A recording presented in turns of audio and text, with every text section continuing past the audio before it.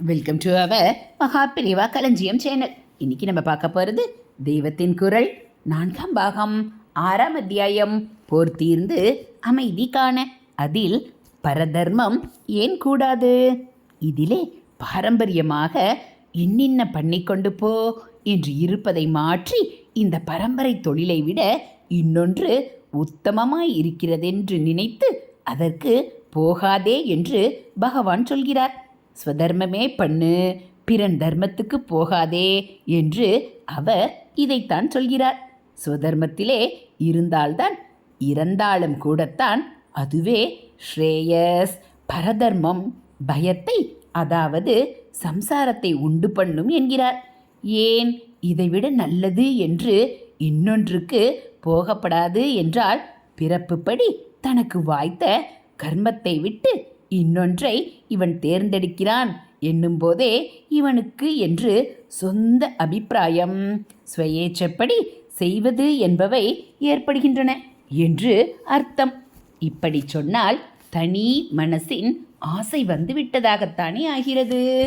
வாய்த்ததை செய்வது என்று தன்னிச்சை இல்லாமல் செய்வது போய் இவனாக ஒன்றை விரும்பி தேர்ந்தெடுக்கிறான் என்றால் சாய்ஸ் வந்து விட்டது, ஆப்ஷன் வந்துவிட்டது என்றால் கூடவே கூடாது என்று ஒழித்து கட்ட வேண்டியதான ஆசைக்கு இடம் கொடுக்கிறான் என்றுதான் அர்த்தம்.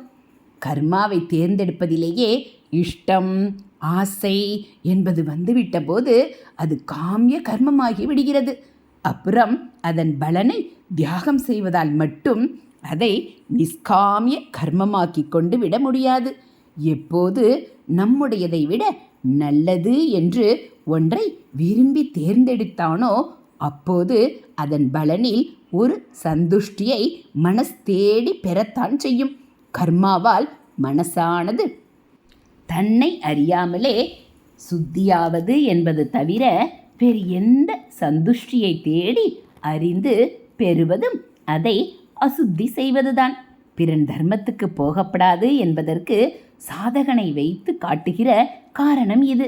லோகத்தை, ஜன சமூகத்தை வைத்தும் ஒரு காரணம் உண்டு, நல்ல அழுத்தமான காரணம். லோக சேமத்துக்காக பலவிதமான காரியங்கள் செய்ய வேண்டி இருக்கிறது.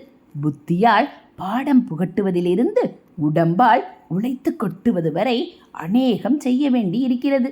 சுத்தமான நெய்யை மங்களமான மந்திரங்களை சொல்லிக்கொண்டு ரொம்பவும் பவித்திரமாக ஜுவலித்து கொண்டிருக்கும் அக்னியில் ஆகூதி செய்வதிலிருந்து பிடி, விடாதே, வெட்டு, குத்து என்று கத்தியை வைத்துக்கொண்டு சத்ருவோடு யுத்தம் செய்வது அல்லது திருடனை பிடித்து இரத்த காயப்படுத்துவது வரை பலவிதமான தொழில்கள் செய்ய வேண்டி இருக்கிறது. இப்படி இருக்கும்போது இந்த எல்லா தொழில்களும் சீராக நடப்பதற்காகத்தான் பாரம்பரியமாக கர்மாக்களை கொடுத்து வெவ்வேறு ஸ்வதர்மங்களை வைத்திருக்கிறது. இந்த காரியங்களை பார்க்கும்போது ஒன்று உசத்தி, ஒன்று தாழ்த்தி என்று தோன்றினாலும் சமூக நலனை விளைவிப்பது என்ற பலனை பார்த்தோமானால் எல்லாமே சமம்தான். உசத்தியும் இல்லை, தாழ்த்தியும் இல்லை என்று தெரியும். எந்த ஜாதிக்காரனின் தொழில் நின்று போனாலும் ஜன சமூகத்தின் நல்வாழ்வு பாதிக்கப்படத்தான் செய்யும். அது சரிவர நடப்பதற்கு தாழ்த்தியாக தோன்றுகிற காரியங்களும் நடந்தே தீர வேண்டும். ஒட்டன் ஸ்ட்ரைக் செய்தால் ஊரே நாறிப்போகிறது, காலராவும் வைசூரியும் பரவுகின்றன. இதுகளிலிருந்து சமூகத்தை காத்து ரட்சிக்கும் காரியத்தை அவன் செய்கிறான் என்னும்போது அவனுடைய அந்த ஸ்வதர்மம் எப்படி தாழ்ந்ததாக இருக்க முடியும்? அதனால் வாய்த்ததை செய்வது என்றில்லாமல் உசத்தி, தாழ்த்தி கல்பிப்பதே பிசகு. இப்படி சொந்த சாய்ஸின்படி தாமாக தேர்ந்தெடுத்து தொழில்களை செய்வது என்றால் எல்லா தொழிலிலும் இப்போது பாரம்பரிய முறையினால் அதற்கு தேவைப்படும் விகிதாச்சாரப்படி ஜனங்கள் டிஸ்ட்ரிபியூட், பங்கீடு ஆகியுள்ளது போல இருக்காது. ஏதோ ஒரு தொழிலுக்கு ஜாஸ்தி பேர் போவார்கள், இன்னொன்றை யாரும் சீண்டாமல் விடுவார்கள். அல்லது எதற்கும் உபயோகமற்றவர்களை அதில் போடுவோம். அந்த காரியங்கள் நன்றாய் நடக்காமல் சமூகம் பாதிக்கப்படும். பாரம்பரியமாக வரும் குணம், குடும்ப சூழ்நிலை முதலியவை ஸ்வதர்ம அனுஷ்டானத்துக்கு பெர்ஃபெக்ஷன் தருவது போல அப்போது இருக்காது. புதிதாக ஜனங்கள் இஷ்டப்படி எடுத்துக்கொண்ட தொழில்கள் பர்ஃபெக்டாக நடக்காமல் போகலாம். அதோடு தொழில்களில் ஜனங்கள் பங்கீடாகும் ப்ரப்போர்ஷன் ஏறுமாறாக ஆகி போட்டி, பொறாமை, ஏமாற்றம் எல்லாம் ஏற்படும்.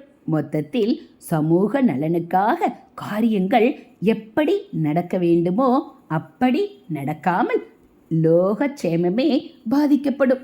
இப்படியாக தன் சொந்த இஷ்டம் என்று ஒன்றின் மேல் சுதர்மத்தை விடுகிற தோஷம், அப்படி விட்டதால் லோகக்ஷேமம் பாதிக்கப்படுவதற்கு இடமேற்படுத்துகிற தோஷம் என்ற 2 பெரிய தப்புக்கள் பரதர்மத்துக்கு போகிறவனை சேர்கின்றன.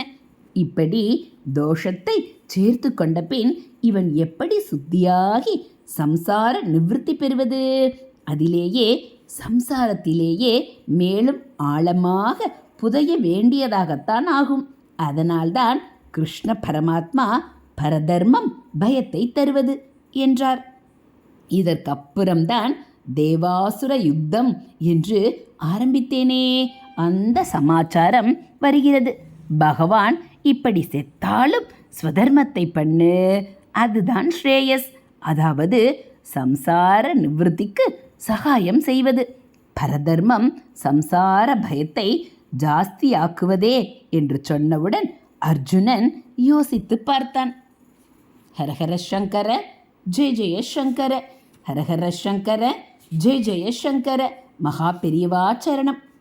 இதுபோல் தெய்வத்தின் குரல் பகுதிகளை நீங்கள் தினந்தோறும் கேட்கணும் அப்படின்னா மறக்காமல் நம்ம சேனலை சப்ஸ்கிரைப் பண்ணுங்கள். கூடவே பெல்லைக்கானும் கிளிக் பண்ணி ஆளுங்கிற பட்டனையும் அழுத்திடுங்க.